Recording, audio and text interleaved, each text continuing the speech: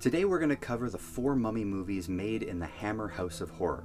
This video is going to be self-contained, but it's also part 2 of a series covering the entire history of the mummy in film. In part 1 we briefly looked at the origin of the mummy screen mythology and then ran through the 6 black and white Universal era monster movies. So if you're interested in that, you should check out that video. But if you just want to know about the Hammer movies, then stay right here, and also upcoming chapters will cover the Brendan Fraser era, Aztec mummies, alien mummies, etc. So look out for that.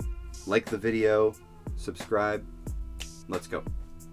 So Universal had this epic run of monster movies from the 30s and through the 40s, but by the 50s the formula was tired and audience fatigue had set in. But it was an epic run, all told between Draculas and Frankensteins and Wolfman and the Invisible Man and the Creature from the Black Lagoon and all the other miscellaneous movies like Phantom of the Opera or Tower of London or The Raven. It was about 40 films. The last Universal Mummy movie was Abbott and Costello Meet the Mummy in 1955, and it was the second to last Universal horror movie they ever made, and it was the last of Abbott and Costello's run of monster crossovers. It would only be 4 years before The Mummy would return to theaters, but from a completely different source, a different studio, a different country. Hammer, as a British movie production company, had been around making movies since the 1930s, but it wasn't until after they hit their stride in the mid-50s with the incredibly profitable sci-fi and horror movies that they became what most people think of when you say House of Hammer. To imagine why the new Hammer movies had an immediate impact on audiences, I don't think we can find a better example than Dracula. Yeah, color can be a big deal, and it didn't hurt that the new icons like Christopher Lee and Peter Cushing could hold up the caliber of the films. The Mummy in 1959.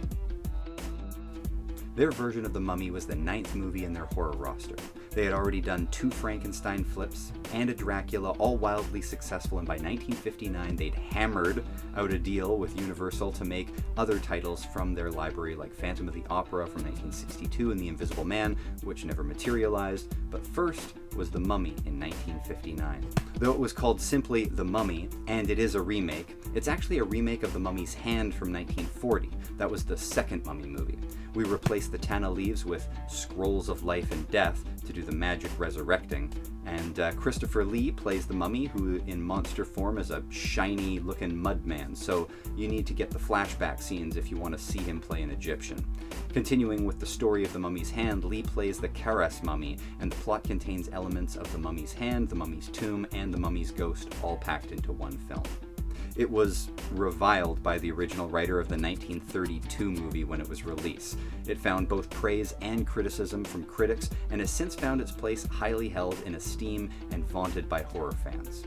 The movie was directed by Terence Fisher, who is one of the architects of Hammer's success, and more specifically their foray into horror. He had directed Curse of Frankenstein, Revenge of Frankenstein, Dracula, and The Hound of the Baskervilles in the previous 2 years, so he was on a bit of a run. He goes on to also add to his resume 2 Faces of Dr. Jekyll and The Phantom of the Opera, The Devil Rides Out, 3 more Frankensteins, and a bunch of other stuff.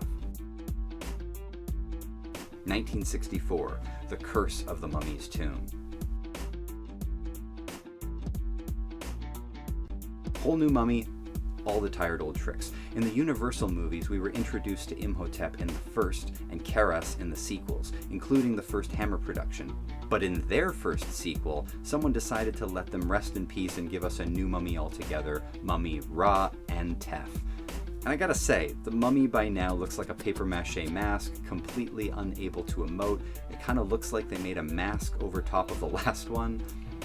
It's very talky in the first half, a little better in the last third where things start to pick up, but most of the 80-minute runtime is dedicated to lengthy exposition and flashbacks, and in the middle of the movie, somebody breaks out a slide projector and makes us all watch even more exposition. It's tough. But by the end, there are some interesting reveals, mostly due to it being a new story. The Mummy isn't Hammer at its best, and The Curse of the Mummy's Tomb is seen as one of the lesser of their mummy movies. The Mummy's Shroud, 1967.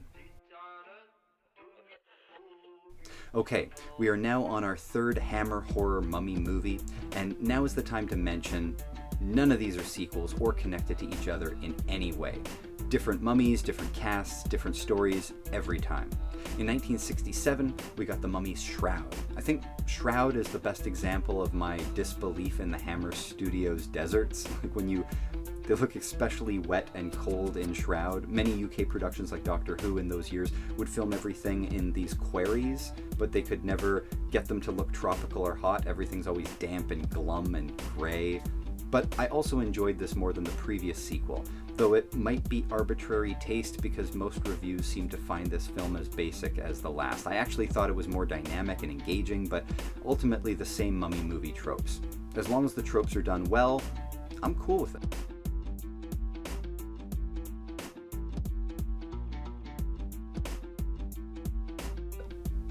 At the core of this story is Stanley Preston, who's a right bastard throughout the movie, throwing everybody under the bus that he can. But the entire movie is actually stolen by actress Elizabeth Sellers in every scene she's in as the wife who knows just what a prick this guy is, the way he treats his assistant and how sad that little toady is. The relationships and better color palette made this movie more enjoyable than most of these Hammer Mummy offerings. That's just my opinion. There's a great old hag fortune teller, and the Blu-ray really shows the hairs on her not insubstantial mustache. In a few minutes from now. The psychic angle was another weird element in this film to help it stand out from the pack. The Jason-esque mummy at the end and its crumble to dust scene in the finale was also excellent.